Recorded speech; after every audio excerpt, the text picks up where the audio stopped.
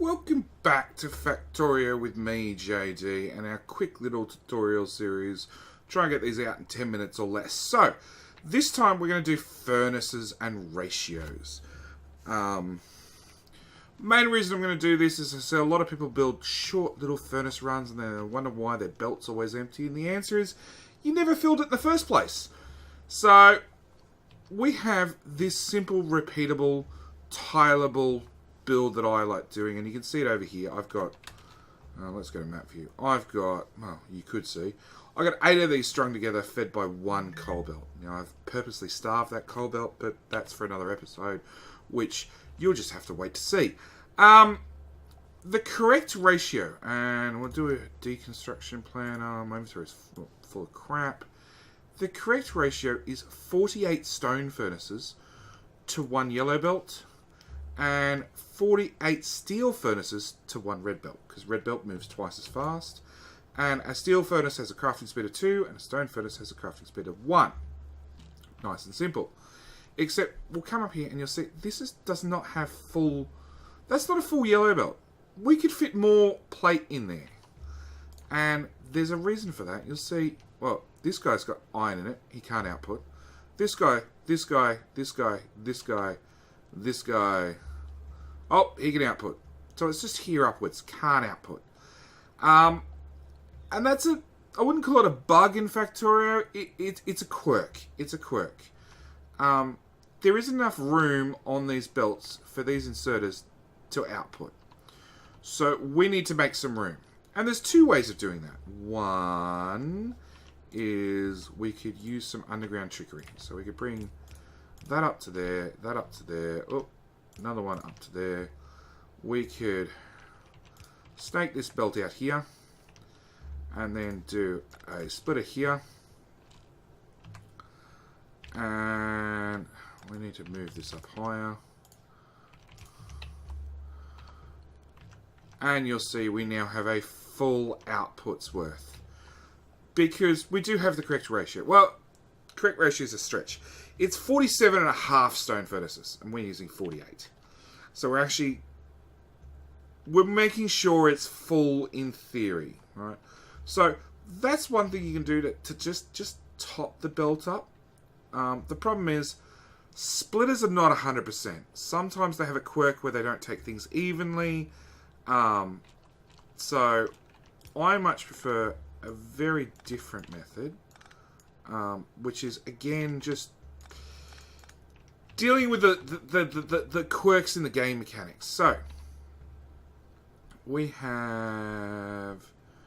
No, you're outputting, you're outputting, you're outputting... Where do we stop? This guy's the first guy that doesn't output. So we take an underground from there to there. And then we take an underground from there to there. Underground from there to there. Underground from there to there. And then we might as well throw an underground on the end. And when these guys come through, you'll see we now have a full yellow belt width. Everybody's outputting. Even the guys... Oh, yeah, we've got a couple of guys struggling. Purely because, they're backed up. They're full of iron. Let's empty the iron out of them. Now they're running at normal speed. I'll say normal speed. Do we have... Oh, we've got iron backed up all the way back to there. Okay, clear the backlog. Now you see they're running as fast as they can smelt, not as fast as they had in storage, because they had plenty in storage. But we still have a full yellow belt of output. Same applies to red belt. Red belt, because the belt moves faster, and that's the key thing. In fact, I've only brought it yellow belt to here. I could probably come back a couple of squares. Because yellow belt's fast enough for the first almost half of the belt. And then we're going to come up to red speed. And all these guys are outputting. I'll get rid of the advanced tab. Until we get to the last couple. And same story. Actually, we're going to... Whoop, get rid of that. We're going to drag that up higher. So we've got some room to play. And we'll empty our backlog. And as you can see, it's only the last couple that have a backlog. And we're going to go from that one to that one. And then we'll go from that one as far as we can. Now, as you can see, they're outputting fully, and we have a fully compressed red belt. Now, you notice, as I said, they're both the same size, and it's just that one crafts at a speed of 1. This guy crafts at a speed of 2, which means we can feed a yellow belt of iron ore in, split the coal, put coal on half the belt, and iron on half the belt, run our coal and our iron up, feed them both in with one inserter, and our output. And as you can see, the backups now moved down to here. Because we're using this little underground trick, the inserters can just put onto an underground easier than they can put onto a belt. Yeah, you got 31 plate, you got 29 plate, you got 5 plate. So these particular guys are just slightly backed up. But it's always better to have too much than not enough. We've got full yellow belt on the outside because that's the speed we're pulling it off. And on our red belt version, single red belt of iron ore in. Our coal, because we just don't use it fast enough, can still remain a yellow splitter. As you can see, the coal's just really not moving in comparison to the iron. The iron's flying up this belt. And yeah, red belt halfway down the line, all the way up, and just the last couple. You know, we've got 38, 53. You know, I could do one more underground. It means the backup will move to this guy. This guy won't be able to output now because it's almost a full belt. And when these guys just add their little iron plate, you'll see this belt stops and staggers all over the place. But the point is, we have a red belt out and a yellow belt out, and that's how we get our two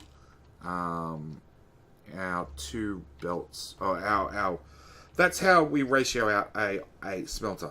Now, the only exception is brick. Brick, because you need 2 stone at 3.5 seconds, and iron plate is 1 iron, iron and copper, is 1 iron or 1 copper at 3.5 seconds. A stone furnace, you actually need to build... where are we? Let's make a blueprint. And we're going to blueprint half as much. We'll blueprint extra, just on principle. Actually, you know what? We'll blueprint the whole thing.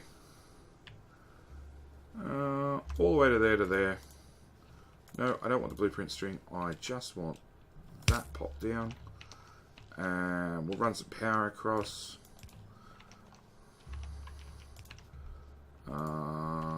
Create coal. Copy and paste.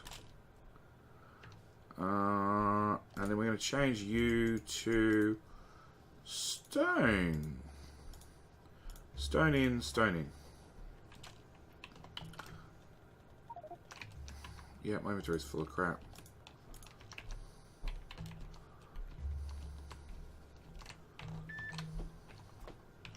Really?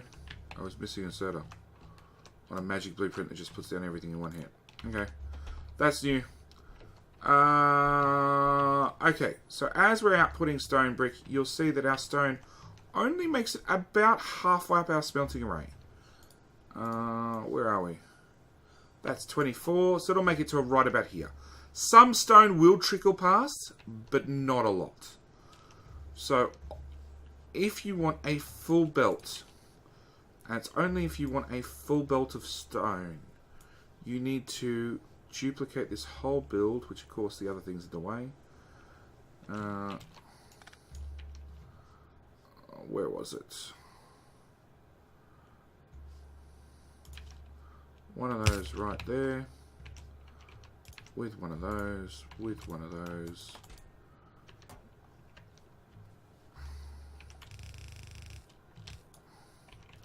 And then, as always, you can just merge them at the end. We're waiting for the system to fire up still. Put in the extra power pole. Crank the game speed up. And because a belt moves faster, that's the key thing. It's our source belt we can't get in fast enough, not our output belt. So we don't need to put our underground trick here. But when we get up here, as you can see, we have a full belt of stone brick out, which is great if you want to pave the world. So that's what I'm going to call it for this one. That's how my little tips and tricks on ratios for furnaces. Obviously, steel's an entirely different monster, which will have its own dedicated episode just because of how unique it is. Thank you guys for watching. As always, on the left-hand side, you should find the subscription button. If you'd like to see more of my content, by all means, click it. Don't forget to turn the little bell on, so you've got a better chance of YouTube actually telling you when I put out a new video. Same story on the right-hand side. You have a magical video picked for you by the YouTube bots that hopefully you might enjoy. And you should also find a link to this particular playlist if you want to watch more quick tips and tricks from me, JD. Thanks for watching. Bye.